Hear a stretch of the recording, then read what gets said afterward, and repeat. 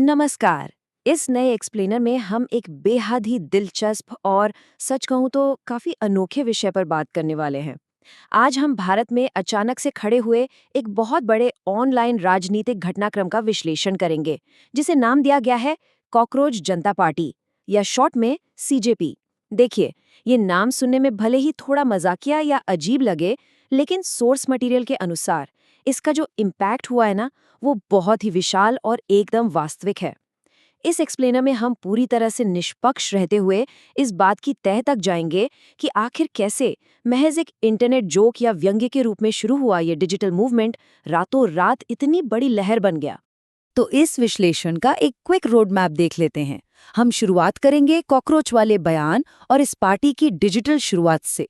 उसके बाद हम युवाओं के असली आक्रोश और उसके कारणों को समझेंगे। फिर देखेंगे कि सिस्टम का इस पर क्या रिएक्शन रहा। इसके अलावा विपक्ष की विफलता, सीजेपी का 5 सूत्री मैनिफेस्टो और आखिर में बात करेंगे कि इस डिजिटल विरोध का भविष्य क्या हो सकता है। चलिए सबसे पहले पॉइंट पर आते हैं। कॉकरोच बयान और डिजिटल शुरुआत, मतलब वो एक चिंगारी जिसने इस पूरे जंगल में आग लगा दी।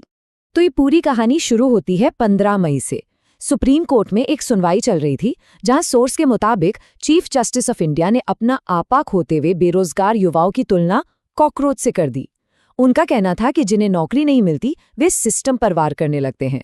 खैर, अगले ही दिन सीजेआई ने इस पर सफाई भी दी कि उनका मतलब सभी युवाओं से नहीं था, लेकिन तब तक काफी देर हो चुकी थी।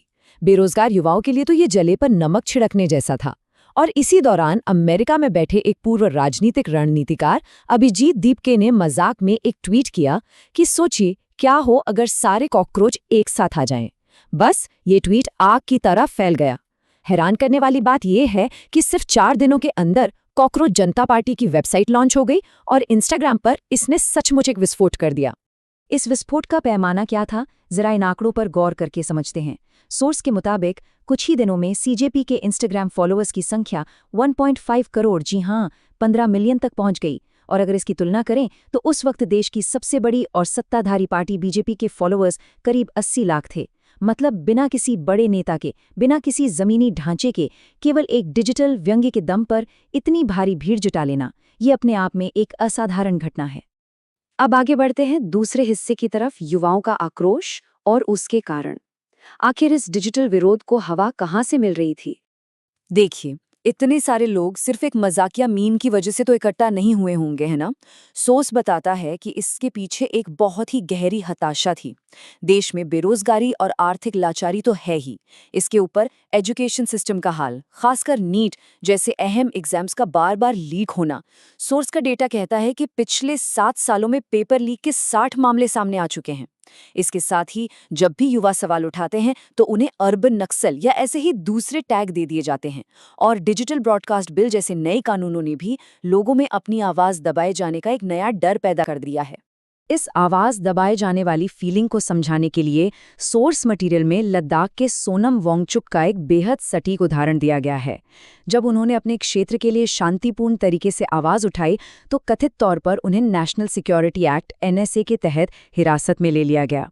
सोर्स का तर्क है कि जब लोग ऐसी चीजें देखते हैं तो उनके अंदर ये भावना घर कर जाती है कि उनकी आवाजों को भी एक कॉकरोच की तरह ही कुचला जा रहा है। और सच कहूं तो इसी हताशा ने इस पूरी व्यंग्यात्मक पार्टी को एक असली और मजबूत जमीन दी। तो अब आते हैं तीसरे सेक्शन पर, सिस्टम का डर और कार्रवाई। यानी इस आंदोलन पर सत्ता या सिस्टम का पलटवार कैसा रहा। सबसे दिलचस्प बात तो यह है कि ये पूरा सिलसिला सिर्फ मोबाइल स्क्रीन तक ही सीमित नहीं रहा। लोगों ने असल दुनिया में आकर एक्शन लेना शुरू कर दिया। मतलब लोग सच में कॉकरोच की वेशभूषा पहनकर यमुना नदी की सफाई करने लगे। डिजिटली बात करें तो एआई से पोस्टर बनाए गए, कारों पर सीजेपी के स्टिकर लगने लगे और तो और गाने भी कंपोज हो गए। सबीर भाटिया जैसी ग्लोबल हस्तियों ने भी इसका समर्थन किया। ये साफ दिखाता है कि ये कोई आईटी सेल का प्लान किया हुआ कैंपेन नहीं था, बल्कि एक पूरी तरह से ऑर्गेनिक और स्पॉन्टेनियस जन आंदोलन था जिसे कोई कंट्रोल नहीं कर रहा था। और यहीं से एक बहुत बड़ा कॉन्ट्रास्ट देखने को मिलता है।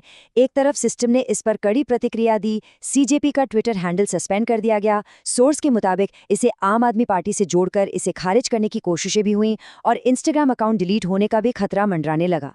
लेकिन दूसरी तरफ जितनी इसे दबाने की कोशिश हुई, इसे उतनी ही बड़ी ग्लोबल अटेंशन मिल गई। बीबीसी और अल जजीरा जैसे बड़े इंटरनेशनल मीडिया से लेकर भारत के नेशनल मीडिया तक ने इस कॉकरोच क्रांति को बड़े पैमाने पर कवर किया। चलिए अब बात करते हैं इसके चौथे और काफी अहम पहलू की।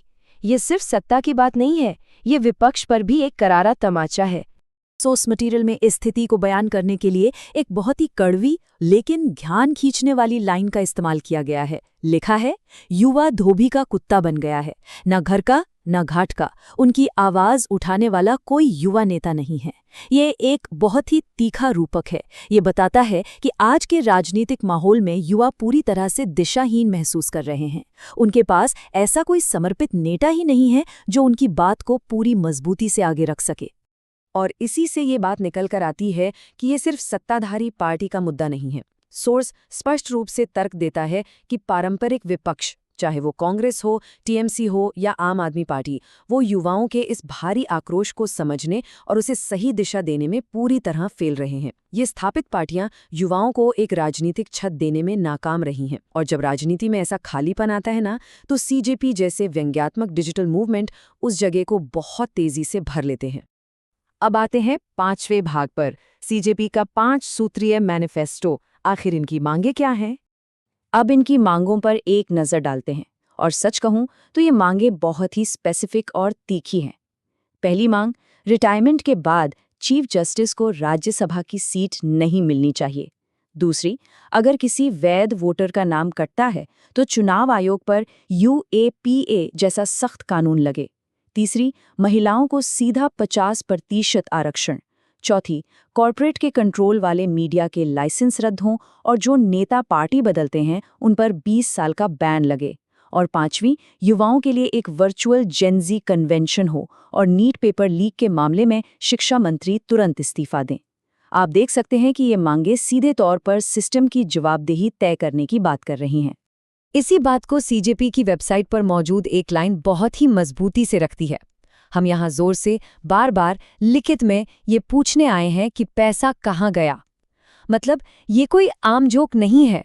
इसके पीछे टैक्स पेयर्स के पैसे, भ्रष्टाचार और व्यवस्था में पारदर्शिता को लेकर बहुत ही गहरे और बुनियादी सवाल पूछे जा रहे हैं। और अब हम पहुँचते हैं अपने आखिरी सेक्शन पर, इस डिजिटल विरोध का भविष्य। इनका अस्तित्व कैसे बचेगा और इनकी रणनीति क्या होगी? देखिए, जो पुरानी और पारंपरिक राजनीतिक पार्टियां होती हैं, उनका एक सेंट्रलाइज्ड सिस्टम होता है, एक बड़ा चेहरा होता है। अगर आप उस चेहरे को हटा दें या उनके अकाउंट बैन कर दें तो वह पार्टी कमजोर हो जाती है। लेकिन सीजेपी का मॉडल अलग है। सोर्स के मुताबिक ये मोज़ेक रणनीति पर काम कर रहे हैं, बिल्कुल ईरान के विरोध प्रदर्शनों की तरह। ये एक विकेंद्रीकृत या डिसेंट्रलाइज्ड सिस्टम है। इसका कोई एक चेहरा नहीं है। आप कुछ अकाउंट्स को डिलीट तो कर सकते हैं, लेकिन जब पूरा मूवमेंट ही फेसलेस हो तो इस विचार को जड़ से खत्म करना लगभग नामुमकिन हो जाता है। और इस विचार को आगे कैसे बढ़ाया जाए? इसके लिए सोर्सी ने एक बड़ा अच्छा शब्द इस्तेमाल किया है, डिजिटल सत्याग्रह। इसके कई रूप हो सकते हैं, जैसे डिजिटल पिकेटिंग, यानी सड़कों पर उतरने के बजाय नेताओं के सोशल मीडिया और ईमेल्स को तीखे सवालों से भर देना, या फिर डिजिटल असहयोग, जहां झूठे राजनीतिक वादों को सिरे से नकार दिया जाए। और सबसे महत्वपूर्ण, जवाबदेही अभियान, जिसमें मंत्रियों के कामकाज के रिपोर्ट कार्ड बनाकर ऑनलाइन शेयर किए जाएं। ये बिना हिंसा के सीधे सिस्टम पर दबाव बनाने का एक बहुत ही मॉडर्न और असरदार तरीका है। तो अब इस पूरे विश्लेषण के अंत में एक बहुत ही गंभीर और सोचने वाला सवाल सामने आता है। सोर्स हमें याद दिलाता है कि जब लोगों को शांतिपूर्ण तरीके से अपनी हताशा जाहिर करने की जगह मिलती है तो चीजें कंट्रोल में रहती हैं। लेकिन क्या हमारा मौजूदा सिस्टम इस शांतिपूर्ण डिजिटल विरोध को पनपने देगा, या फिर इंटरनेट पर लगाम कसकर और इन तथाकथित कॉकरोचों को कुचलकर वो एक ऐसी विस्फोटक प्रतिक्रिया को जन्म देगा जैसी हमने हाल ही में कुछ पड़ोसी देशों में देखी है? जरा सोचिए। इस सवाल का जवाब ये तय करेगा कि हमारे डिजिटल लोकतंत्र का आने वाला कल कैसा होगा। इस पूरे एक्सप्लेनर में हमारे साथ बने रहने के लिए बहुत बहुत धन्यवाद। उम्मीद है कि इस विश्लेषण से इस पूरे राजनीतिक घटनाक्रम को एक नए नजरिए से समझने में मदद मिली होगी।